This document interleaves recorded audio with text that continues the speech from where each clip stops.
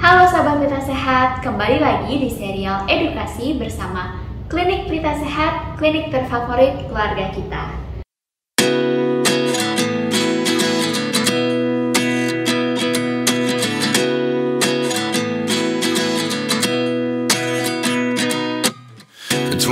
And I find myself wondering what did happen to the last 10. I ran away with my life, fast forward, never turn back again. It's kind of funny that the more we pass time, the more we need to set the rewind. And 19 was the year I had to leave you, but now I'm seeing all the signs. Is this really happening? I can't believe it's true. I'm just as surprised as you. Is this really happening? I can't be too sure, but one day I'll be yours again.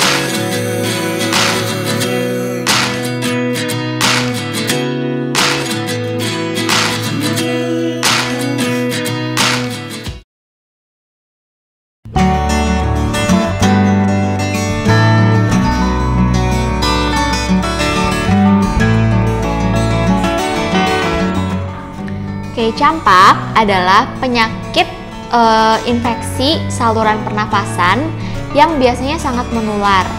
Ya, jadi biasanya campak ini tuh sangat umum di kalangan anak-anak dan biasanya disebabkan karena infeksi dari virus. Nah, gejala yang paling sering itu biasanya ruam merah-merah di kulit dan juga gejala 3C. 3C itu adalah konjungtivitis, cough, dan koryza. Atau konjungtivitis itu berarti mata merah, batuk, dan juga pilek gitu. Oke, jadi memang campak ini dia ini biasanya banyak di negara berkembang ya.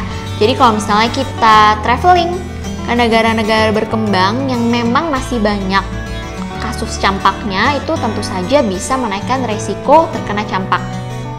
Kemudian biasanya campak ini menyerang anak-anak yang masih kecil, yaitu di bawah 5 tahun, karena biasanya lebih rentan. Dan juga kalau belum vaksin, itu akan meningkatkan resiko terkena campak. Karena di Indonesia sendiri, vaksin campak itu sudah tersedia ya teman-teman. Nama vaksinnya adalah MMR, yang akan dibahas di akhir video di bagian pencegahan. Tapi memang diketahui bahwa itu vaksin yang wajib. Kemudian juga faktor lainnya adalah kalau misalnya kita kekurangan vitamin A. Itu bisa menjadi salah satu faktor yang menaikkan resiko terkena campak.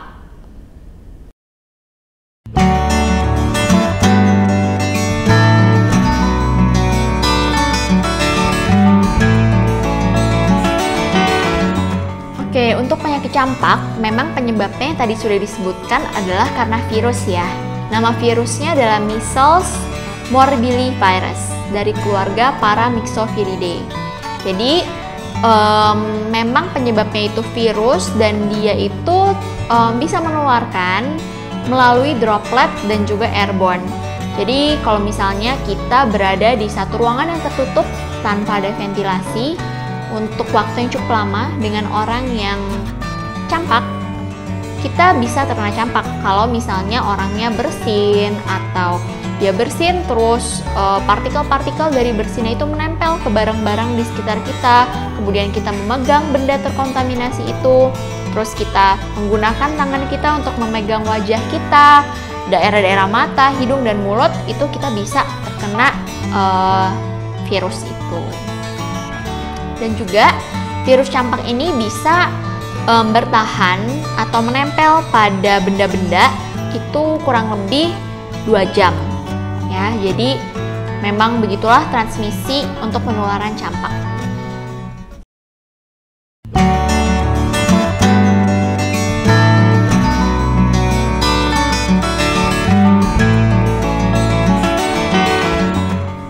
Oke, saat kita terkena campak atau kita terpapar virus campak atau terinfeksi virus campak, biasanya memang tidak langsung muncul gejala hari itu juga. Ada yang dinamakan masa inkubasi. Pada masa inkubasi ini biasanya memang kita tidak ada gejala ya. Masa inkubasinya itu bisa 1-2 minggu. Kemudian barulah muncul gejala awal, yaitu demam dan 3C yang tadi, yaitu konjungtivitis, cough, dan koriza. Itu mata merah, batuk, dan pilek ya. Kemudian 3-5 hari kemudian baru muncul ruam. Ya, ruamnya itu ruam makulopapular, yang artinya ruamnya sedikit menonjol dan warnanya berbeda dengan kulit sekitarnya. Biasanya kalau pada campak warnanya kemerahan. Dan sebenarnya perjalanan dari ruamnya ini cukup khas kalau pada campak, karena pertama-tama dia akan muncul di daerah dahi, kemudian di belakang telinga, ke leher, baru ke tangan dan kaki. Nah, kalau pada anak-anak bisa juga dijumpai yang namanya koplik spot atau ruam koplik. Jadi ruam koplik ini merupakan ruam biasanya berwarna putih dan ditemuinya itu di pipi bagian dalam. Ya, jadi anaknya buka mulut dan kita lihat pipi bagian dalamnya biasanya akan ada bintik-bintik warna putih seperti sariawan. Nah, setelah gejala-gejala itu membaik, barulah pasien akan memasuki masa penyembuhan. Jadi ruamnya akan hilang dan juga sudah tidak mengalami gejala-gejala seperti batuk, pilek, demam, dan juga mata merah. Biasanya karena campak ini disebabkan oleh virus, dia akan sembuh sendiri ya dalam sekitar 2 minggu. Begitu.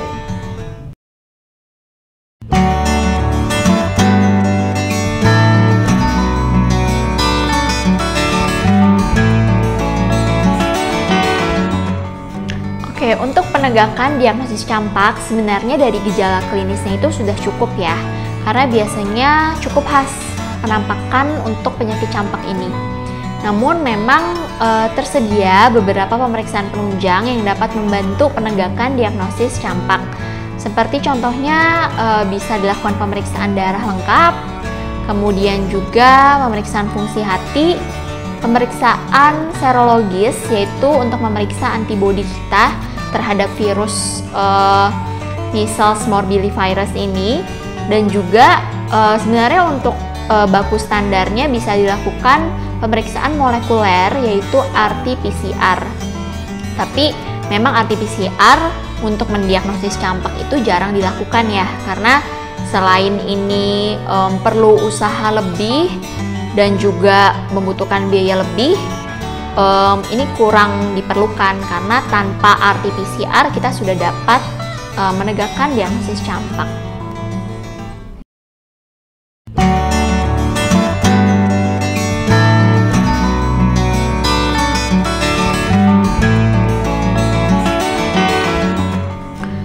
Komplikasi dari penyakit campak memang terbilang sangat jarang ya, namun memang tetap bisa terjadi.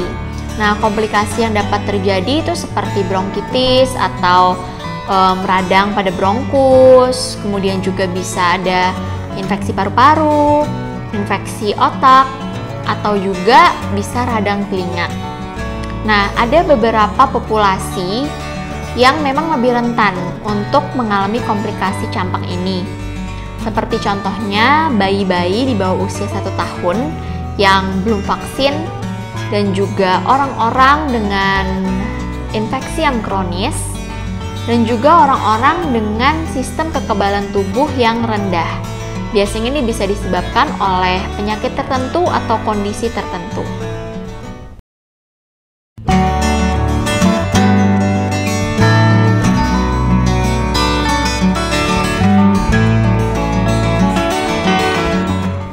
Seperti yang tadi sudah disebutkan bahwa penyebab dari campak ini kan virus ya, measles morbillivirus. Jadi memang tidak ada pengobatan khusus untuk penyakit-penyakit yang didasari virus. Jadi biasanya lebih ke simptomatik terapi aja. Biasanya pasiennya kita sarankan untuk tirah baring, istirahat yang cukup, minum air yang cukup, dan juga untuk makan makanan bergizi supaya nutrisinya adekuat atau nutrisinya cukup. Kemudian juga kalau misalnya ada gejala fotofobia atau sensitif terhadap cahaya, ya bisa dihindari cahaya atau aktivitas-aktivitas yang berhubungan dengan cahaya. Kemudian kalau misalnya ada demam, terus juga batuk dan pilek, bisa diberikan obat-obat untuk mengatasi gejala-gejala tersebut. Bisa diberikan anti demam ya atau antipiretik sesuai dosis dan juga anjuran dokter. Kemudian bisa diberikan juga vitamin A untuk mempercepat pemulihan dari penyakit campak.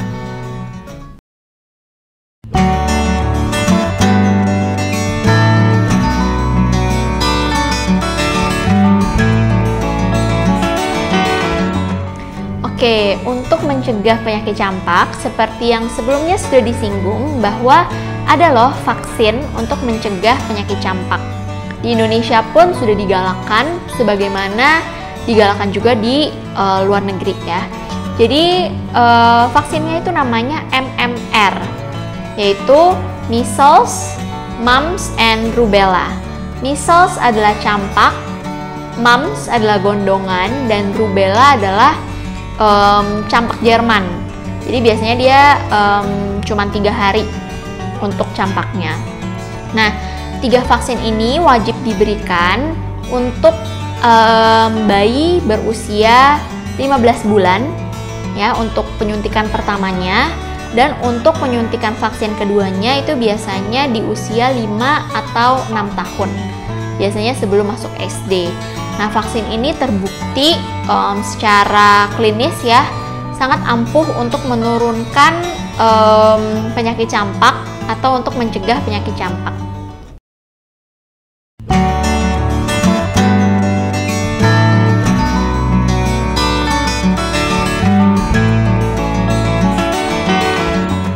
Oke, ke dokter kalau misalnya si kecil atau ada orang di rumah yang mengalami gejala-gejala seperti yang tadi sudah disebutkan ya, atau sudah dijelaskan. Nah, kalau misalnya mengalami gejala itu, silakan kunjungi klinik atau rumah sakit atau Fasiankes terdekat untuk mengetahui penyakit yang dialami, atau bisa juga dengan konsultasi online bersama klinik Pelita Sehat. Kalau misalnya sahabat Pelita Sehat atau ada kenalan sahabat Pelita Sehat yang mengalami gejala-gejala campak seperti yang sudah dijelaskan, jangan ragu untuk kunjungi dokter, bisa di klinik, puskesmas, atau Fasiankes terdekat untuk mengetahui penyebab dan juga mendapat penanganan yang tepat terkait penyakitnya. Bisa juga dilakukan konsultasi online bersama dokter di klinik Pelita Sehat, klinik favorit keluarga kita. Nah, sekarang sahabat Pelita Sehat sudah lebih familiar dan mengenalkan tentang penyakit campak. Oleh karena itu, jangan lupa untuk like, comment, dan share video ini, serta jangan lupa untuk subscribe ke channel YouTube Klinik Pelita Sehat dan aktifkan loncengnya supaya nggak ketinggalan serial edukasi yang menarik berikutnya. Saya Kak Jane, sampai jumpa!